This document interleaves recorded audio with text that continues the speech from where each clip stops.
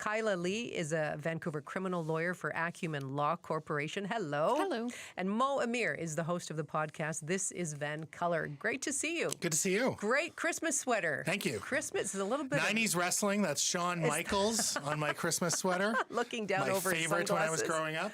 It works. I like Thank it. you. I like it. Okay, let's talk about the BC political scene because there's never a dull moment. I've got to tell you. I mean, we were talking about the BC Conservatives last time. So let's talk about OneBC. According to Tara Armstrong, Kyla, OneBC is no longer an official party. What do you make of how all that unfolded? Oh, messy. And I think very damaging to the reputations of every single person involved. It's going to be really hard for any one of them to rehabilitate their reputation, get a good job in BC politics, maybe be welcomed into another party if they were thinking of no longer being an independent. Just a messy situation. Well, it is, messy and? Yeah, absolutely dysfunctional. This is what happens when you have a team of people that have no idea what they're doing. And I would actually argue not only just that, but have and possess delusions of grandeur. The staffer that you were talking about is, he's a brown Algerian Canadian who identifies as a heritage American white nationalist. It makes no sense. This is the type of, individual you're dealing with. And according to Dallas Brody, someone who, didn't even want to be formally associated with the party, would show up in a mask and sunglasses, didn't want their name on anything OneBC related, but then online, suggested that they worked for the Trump administration. So you're dealing with people that, for a lot of us, don't make any sense. And so I think once you start looking at it from that lens of this is dysfunction that doesn't make any sense, it starts to make a lot of sense. Well, and beyond that, here we had OneBC, one party with two members, and in the legislature, just two MLAs can form an official party, right? They can receive public funding. Journalist Rob Shaw, he's calling for the province to change the rules that allowed OneBC to receive. They received about $300,000 in public money over the past 6 months. Kyla, what do you make of that? I'd rather see a rule change that requires people to be more accountable about how they spend that public money. Because I don't have a problem with the rule that if you have, 2 seats, you can form an official party and get public money. I think, that's good for... The Green Party did that for some time. Exactly. And it's good for encouraging other startup parties and building other political momentum so we don't get stuck in sort of a 2-party back and forth system. But more accountability for how the money is spent and maybe some restrictions on what you're spending it on might be a better idea. And I think what OneBC did with the money is a good example of that. Is it time to re-examine a 2-person party, Mo? Yeah, absolutely. However, and I think I said that earlier, like a few weeks ago, that, this 2-person party thing is a little strange. However, we also have to remember that the BC Conservatives would not really exist in their current form if it wasn't for these rules. When you had Bruce Badman and John Rustad, the way that they were able to ask questions and build a team was through that funding. So, clearly it is, I would argue, good for democracy in a sense, whether you like the party or not. I'm just saying, that is now a very serious party and the official opposition.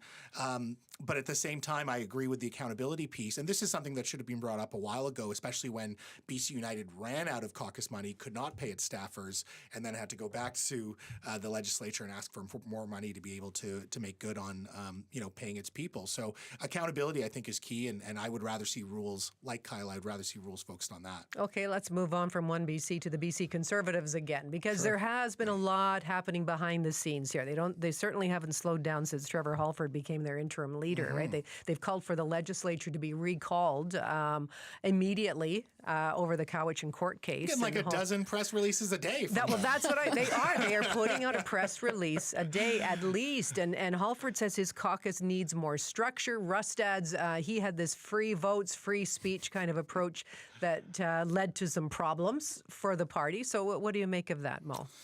I think Trevor Halford has definitely brought in a sense of professionalism. You also saw that he was in Ottawa making nice with Pierre Poilievre, so clearly trying to create more ties with their federal counterparts, although there is no formal association between the two parties.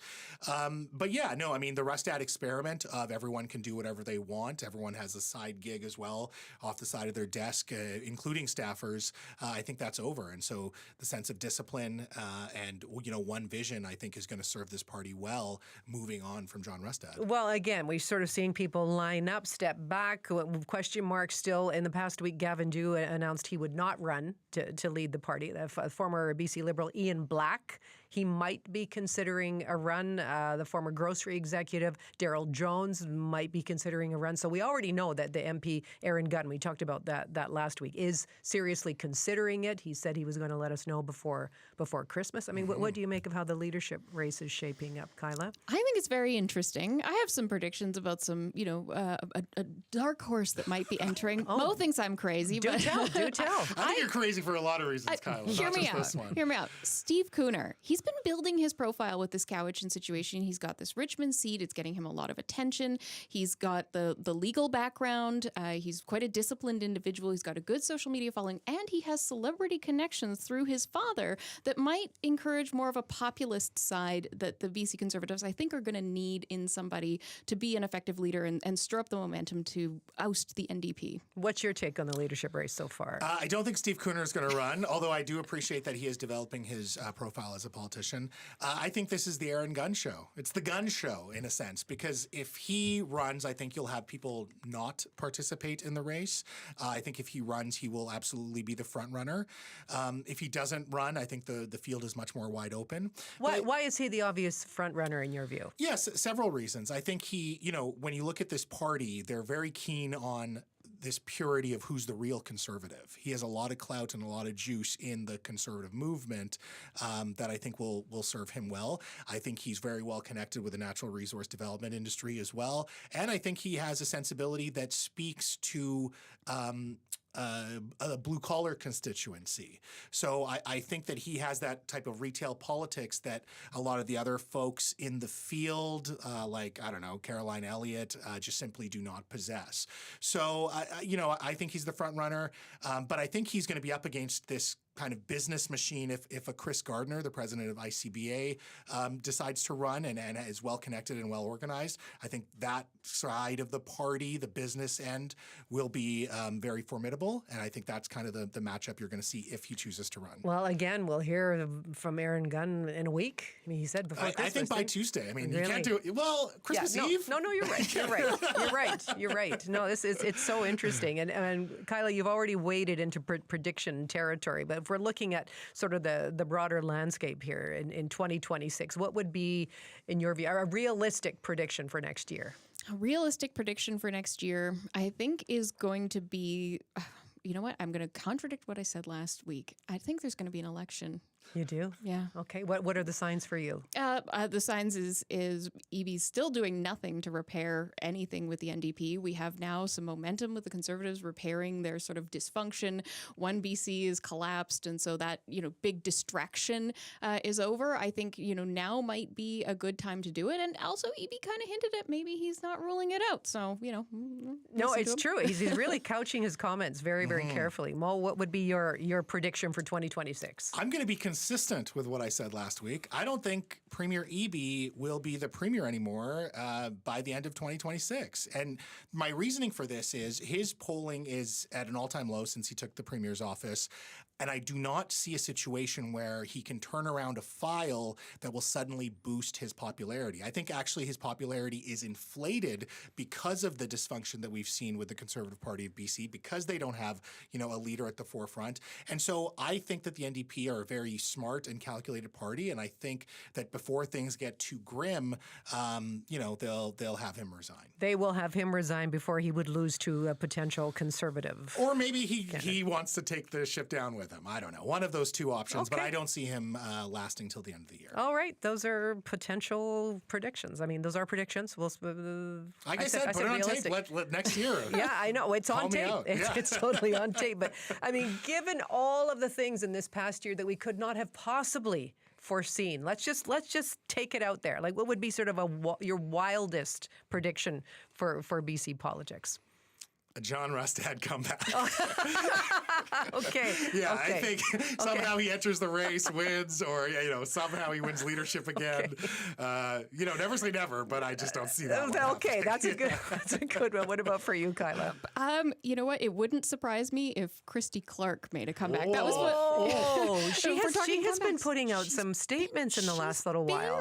active on social media. She's been talking about her legacy. I don't know. Maybe she will emerge as a conservative leadership candidate. I think the motivation is this right here. It's just her name's out there, and we're talking about it on the radio. Well, she tried on the federal level. That didn't work out. That's a very interesting one. I don't know. Okay, well, thanks for that. But this is something that really gave us all a good smile today. Kyla, you sent us a Christmas song surprise that we're going to hear a little bit of right now. What can you tell us about this? Well, people always tell me to, make the message, don't drink and drive more. And I thought, how better could I make that message than to sing it? It's